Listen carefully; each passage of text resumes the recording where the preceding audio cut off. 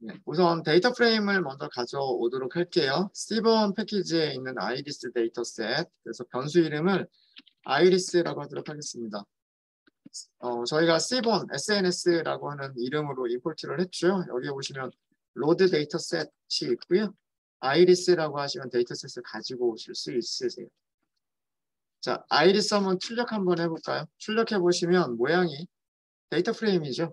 예, 이거는 컬럼 이름들을 가지고 있고요. 세펄 랭스, 세펄 위드스, 피털 랭스, 패털 랭스, 패털 위드스, 그리고 스피시스 5개의 컬럼을 가지고 있고 0번부터 149번까지 인덱스들을 가지고 있는 이렇게 값들을 가지고 있는 데이터 프레임입니다. 인포를 확인해 보셔도 되죠. 얘는 데이터 프레임이에요. 그죠? 데이터 프레임.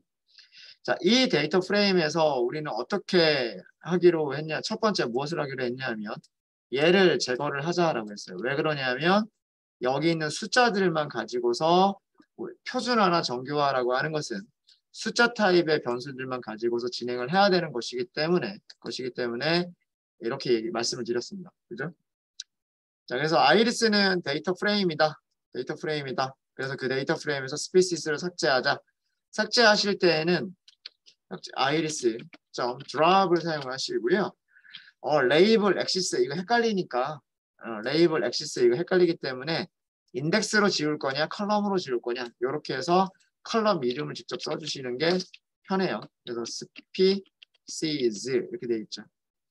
스파시스라고 되어 있죠. 써주시면 됩니다. 자, 그런데 드랍은 원본을 변경할까요? 변경하지 않을까요? 원본을 변경하지 않습니다. 원본을 변경하지 않기 때문에 이거를 저장을 해주셔야 돼요.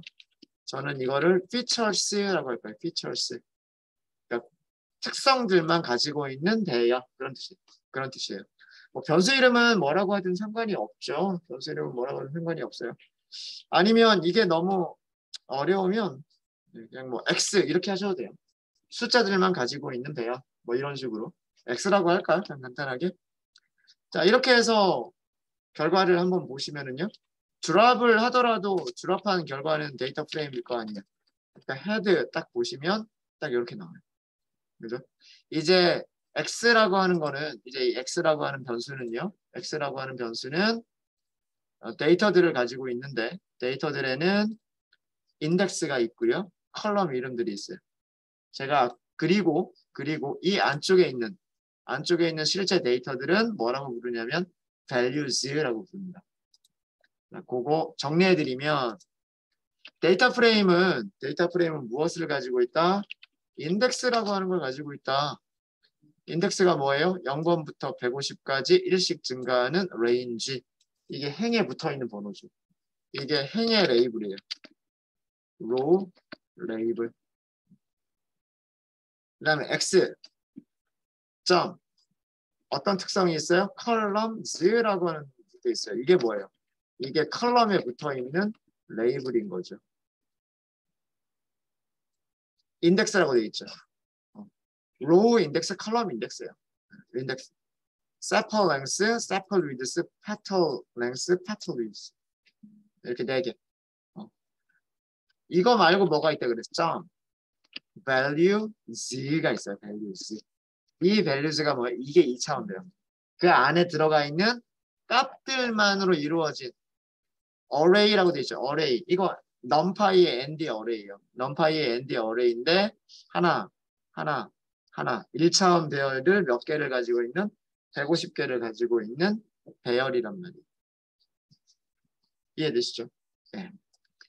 얘가 그 값들로만 이루어진 2차원 numpy 배열 ND array 2차원 배열 2D ND array. 그래서 이거를 이거 또 X라고 할게요.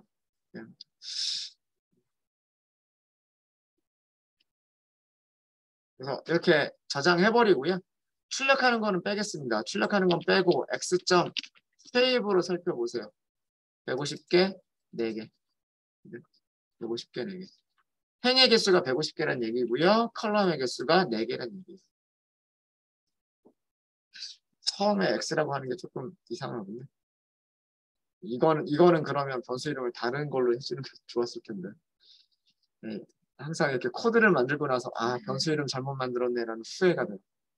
자, 이젠 다 됐어요. 이제는 X가 2차원 배열이다라고 하는 걸 알면 이제 표준화를 하기 위해서는 무엇을 하면 될까요? 표준화를 하기 위해서는 평균과 표준 편차를 컬럼별로 찾으시면 돼요. 그러니까 지금 이런 모양으로 만든 거잖아요. 길쭉한 모양으로 만든 거란 말이에요. 컬럼 몇 개? 컬럼 4개. 컬럼 4개. 그 다음에 로우는 몇 개? 로우는 150개. 이런 식으로 만들어져 있는 배열이 되어 있는 거죠. 이런 배열이 되어 있는 거죠. 표준화라고 하는 것은 이쪽 방향을 따라서 있는 150개의 숫자. 이 150개의 숫자가 뭐예요? 엑시스 0번. 엑시스 0번을 따라서 있는 150개의 숫자들은 세펄 랭스죠.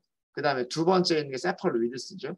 세 번째에 있는 150개는 페털 랭스고 네 번째에 있는 150개는 페털 위드스란 말이에요. 그래서 각각에 대한 그 평균들을 찾는 거예요.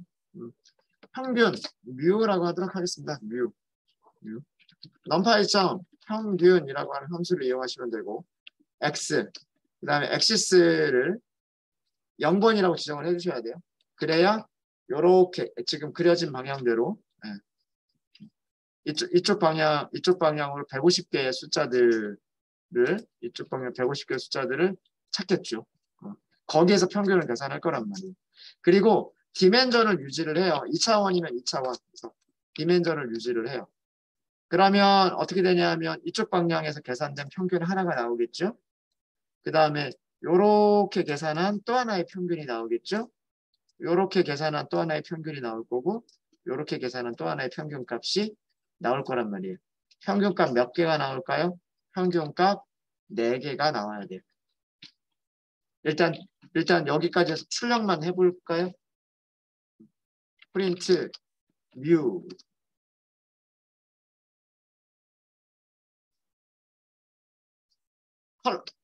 평균값 4개를 찾은 거죠. 그죠? 네.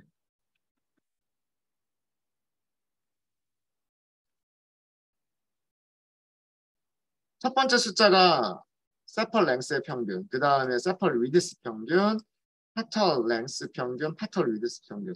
그렇게 해서 4개의 숫자를 가지고 있고 1차원 배열이 아니라 몇 차원 배열이에요? 2차원 배열이에요. 그죠?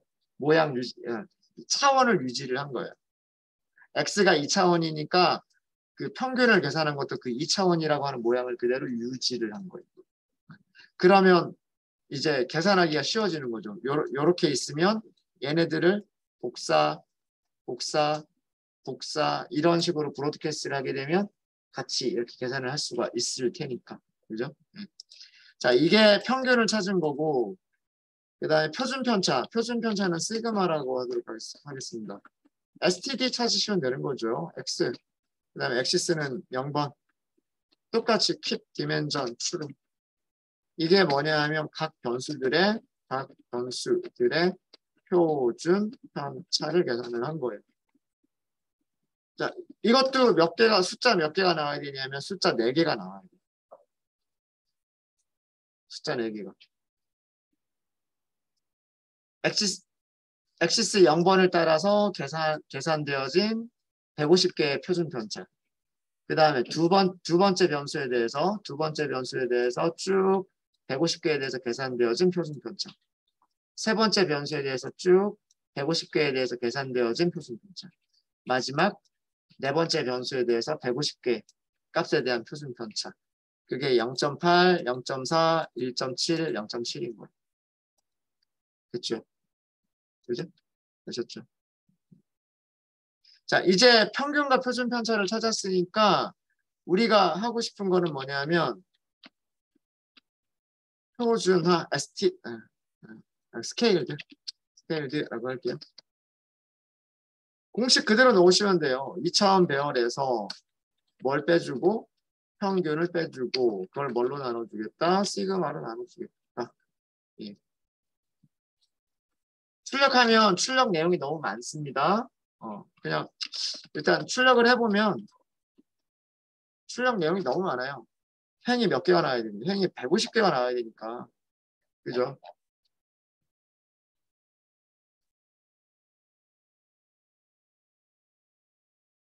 이렇게 숫자들이 바뀌는 거예요.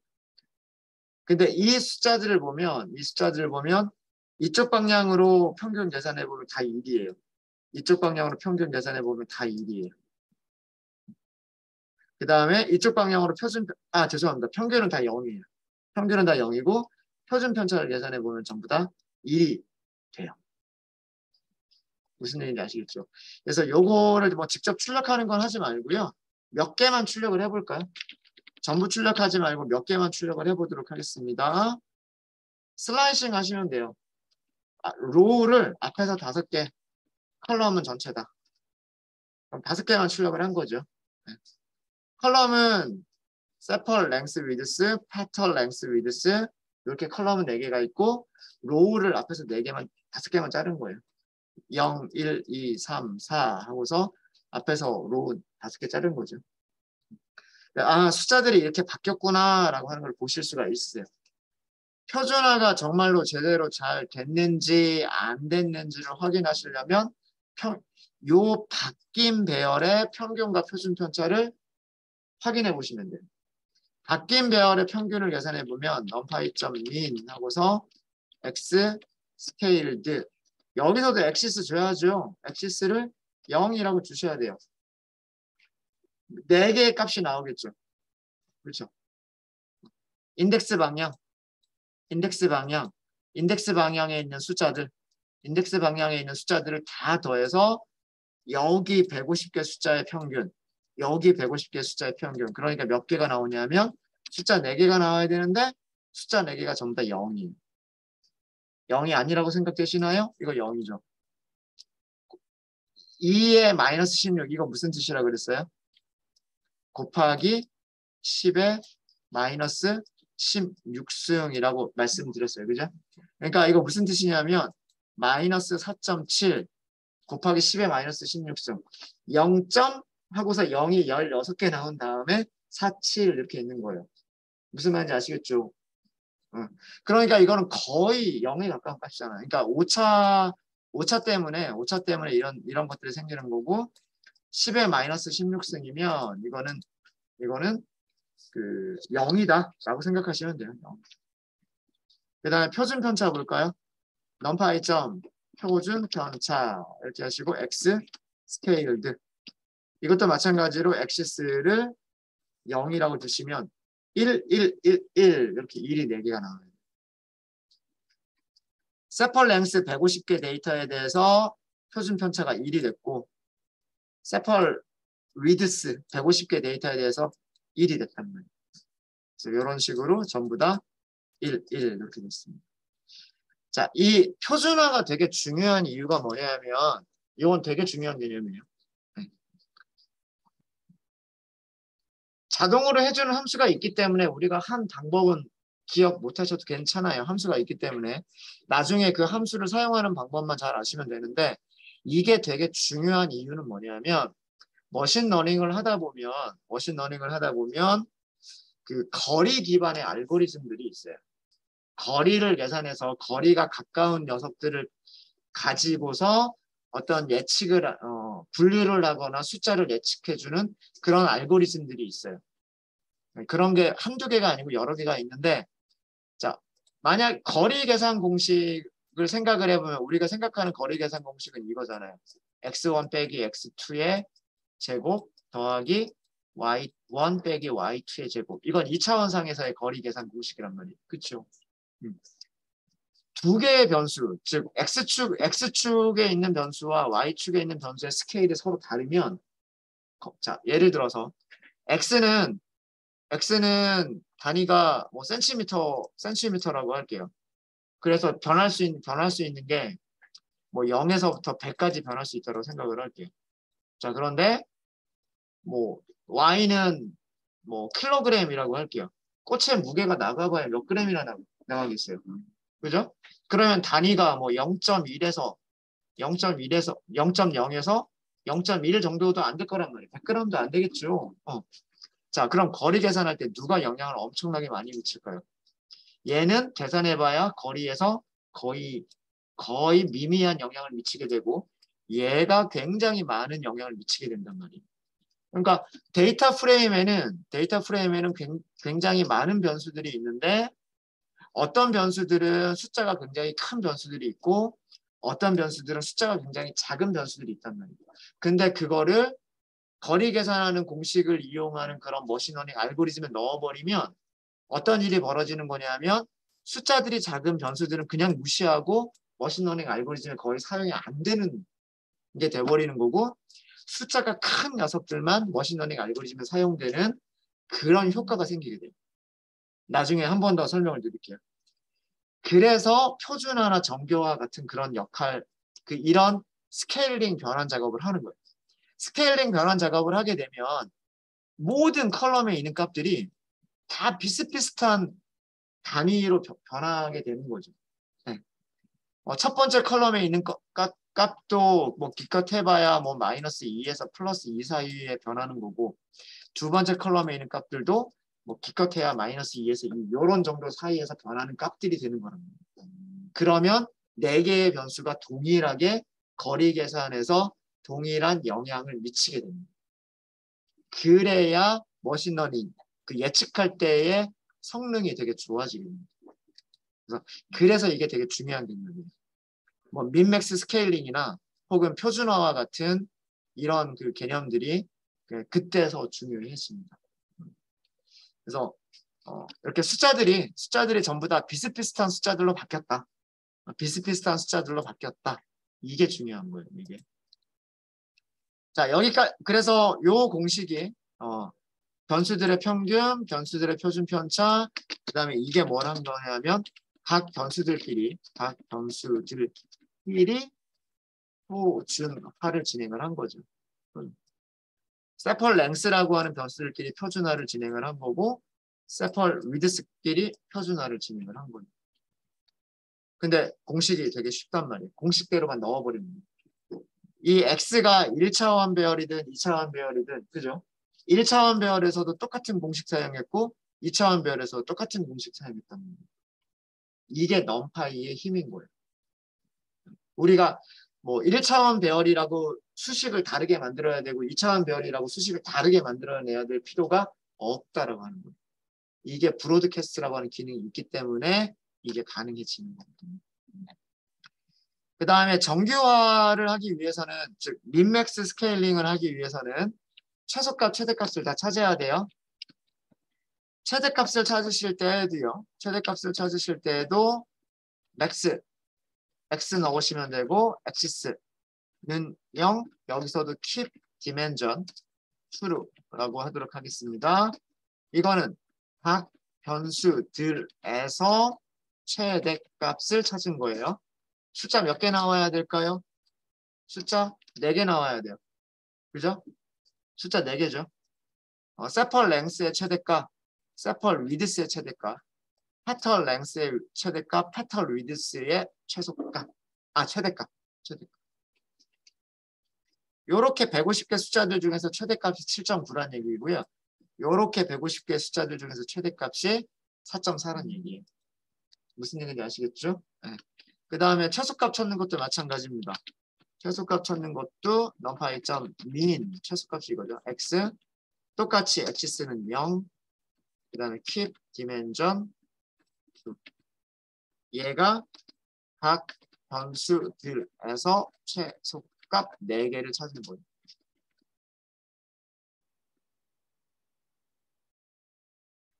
세펄 랭스들 150개에서 최소값. 세펄 위드스 150개에서 최소값. 이런 식으로 하니까 숫자가 몇 개가 나오냐면 4개의 숫자가 나오게 되는 겁니다. 자, 이제 다 됐어요. 우리가 계산해야 될 거는 뭐냐면 x 빼기 x 민 이거를 나누기 x 최대값 빼기 최소값. 이게 정규화 공식이죠. 민맥스 스케일링 공식입니다. 정규화. 다른 말로는 민, 맥스, 스케일링.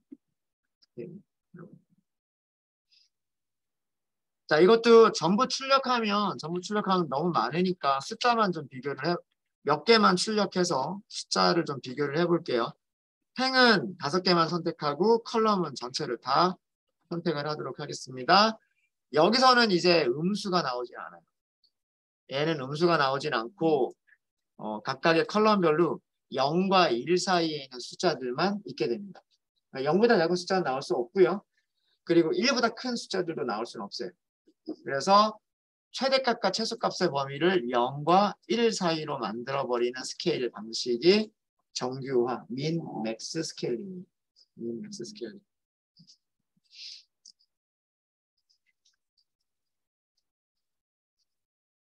그래서 여기에서 최대값 찾으면 1이 나와야 돼요.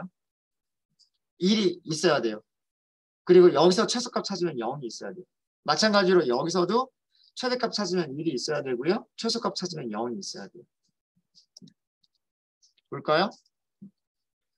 넘파이 점 맥스 최대값 먼저 찾아보죠. 어디에서? 스케일 되어 있는 곳에서 방향은 0번. 다 1이죠. 그렇죠?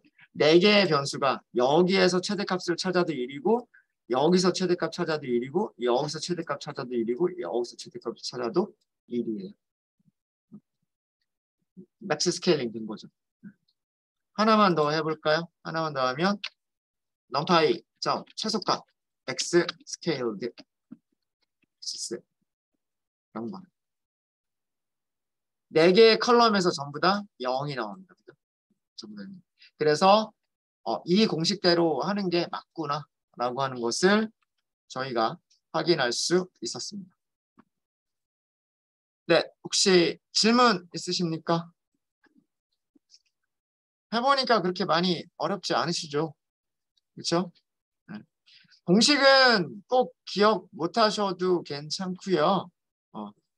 그 표준화와 정규화의 개념만 잘 기억해 주시면 될 것 같고 민맥스 스케일 이런 것들이 머신러닝 하기 전에 전처리 과정에서 데이터들을 정제하는 과정에서 이런 것들이 사용될 수 있다라고 하는 겁니다.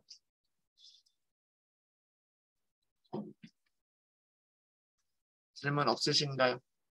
네, 질문 없으시면 제목만 만들어 놓고요.